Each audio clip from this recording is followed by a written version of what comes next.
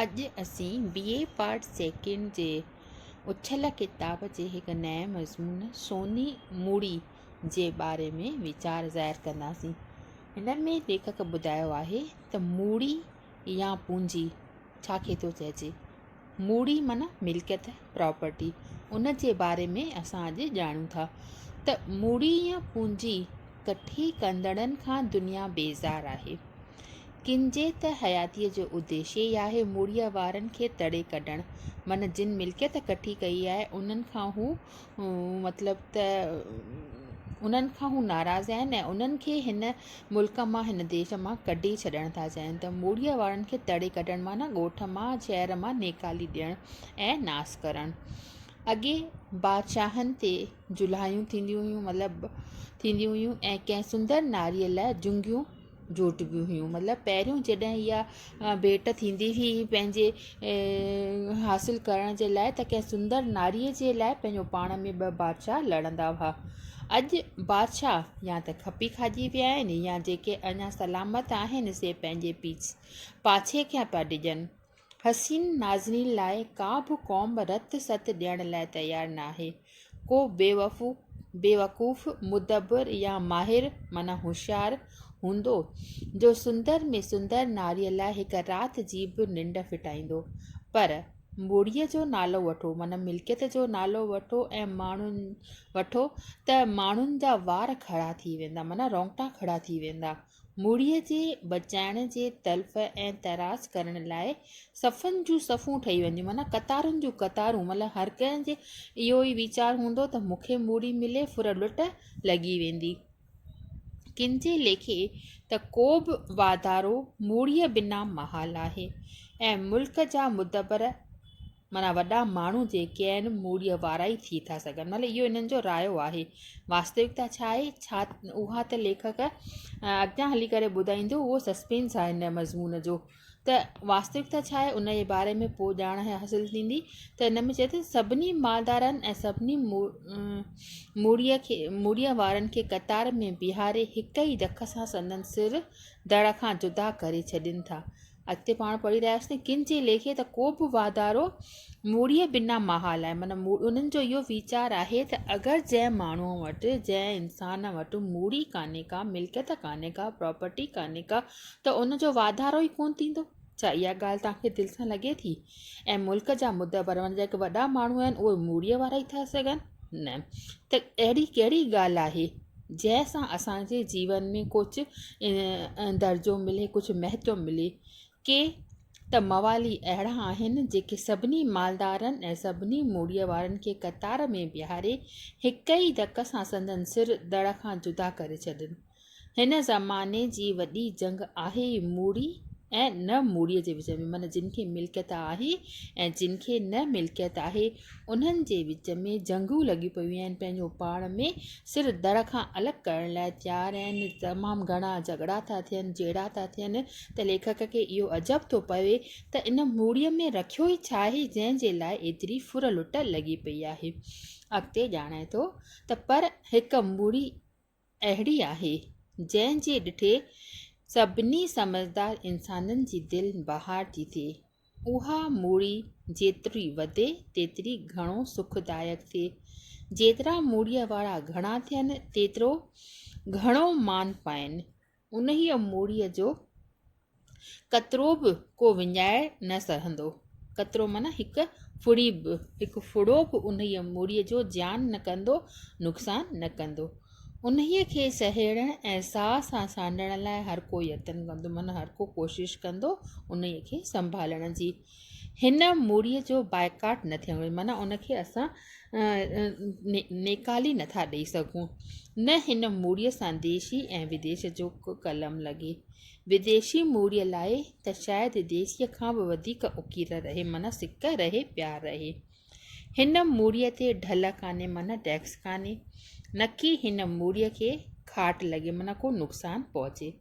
हिन मूड़ीअ लाइ अछे ऐं कारे, ॻाढ़े ऐं पीले जो भेद कोन थिए। जो चाहे सो पाए। ही उहो धन आहे जो अखुट ऐं अलेप आहे। अखुट माना जेको कॾहिं बि न खुटे, जंहिंमें वाधारो ई वाधारो थिए। अलेप आहे माना जंहिंखे को बि लेप नथो लही सघे, को बि बद टिको नथो लॻी सघे। ऐं हिन जे पाइण ऐं सांढण लाइ रुॻो हिकु शर्त घड़ियल आहे, जो ई धन चाहे सो पाण खे अधिकारी बणाए। अॻिते ॾिसूं लेखक छा थो चवणु चाहे त हिन मूड़ीअ खे वर मिलियल आहे, माना वरदान मिलियल आहे त इंसान जे शरीर में कुवत आणे, माना उन में वाधारो आणे ऐं खाधो पहुचाए, उन खे टाइम सिर खाधो पहुचाए, खोराक पहुचाए, मन खे मौज वठाए ऐं दिलि खे दिलेरी रसाए ऐं आत्मा खे बि आनंदित करे, ख़ुशि मिज़ाज करे। हीअ मूड़ी आहे बेशक बेजान, मतिलबु बेजान आहे, हुन में जान कान्हे पर जानदार खां वधीक जान जो दम थी रखे। हिन मूड़ीअ में शराब खां नशो वधीक आहे ऐं शक्कर खां वधीक, शक्कर माना खंड खां वधीक मिठाण आहे, मिठास आहे।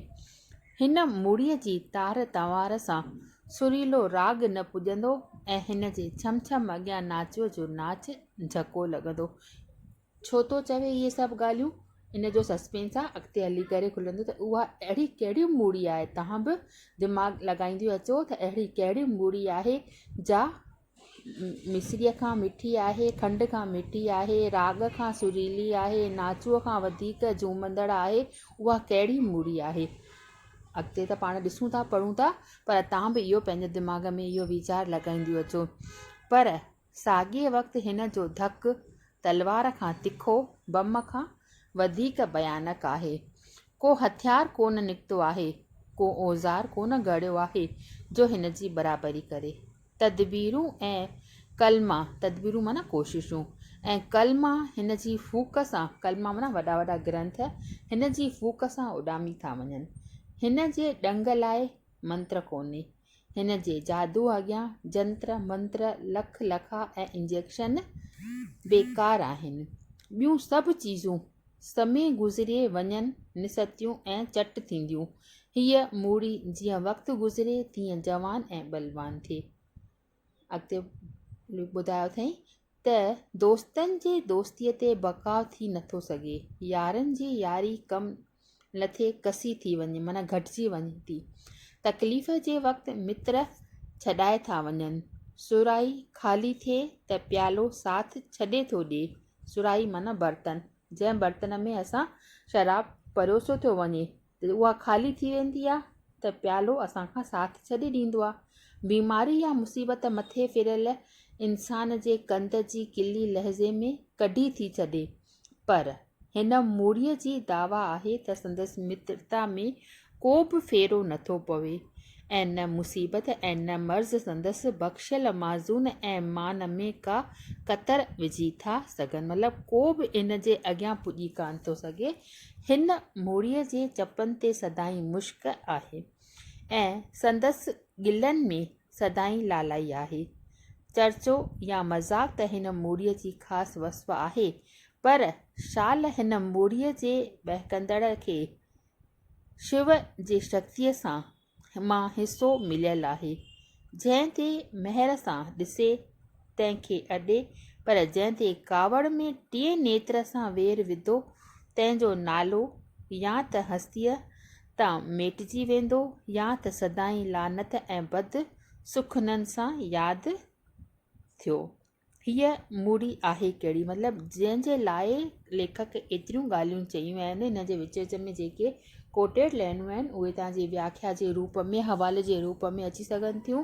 ऐं हीअ मूड़ी आहे कहिड़ी, इन जो सस्पेंस कहिड़ो आहे, इन जो लिकल राज़ कहिड़ो आहे, उन जे बारे में लेखक अॻिते हली करे राज़ खोले थो त हीअ मूड़ी आहे साहित्य। मूड़ी हिन जो खज़ानो आहे किताब, मतिलबु हीअ मूड़ी जेका साहित्य आहे, मूड़ी माना मिल्कियत प्रॉपर्टी, त हिन जो खज़ानो आहे किताब ऐं रसाला। त किताब ऐं रसाला कीअं असांजे लाइ मिल्कियत खां बि वधीक अहम आहिनि, मिल्कियत खां बि वधीक महत्वपूर्ण आहिनि, इन्हनि जे बारे में असांखे लेखक ॼाणायो आहे। ऐं इहो तव्हां ख़ुदि बि चई सघो थियूं त इहा जेका मिल्कियत आहे साहित्य, उहो असांजे लाइ हिकु राग खां बि वधीक मिठी आहे ऐं शकर खां मिश्रीअ खां वधीक मिठी आहे। कीअं इन जो पाण अॻिते विस्तार सां नेक्स्ट पीरियड में ॼाण हासिलु कंदासीं।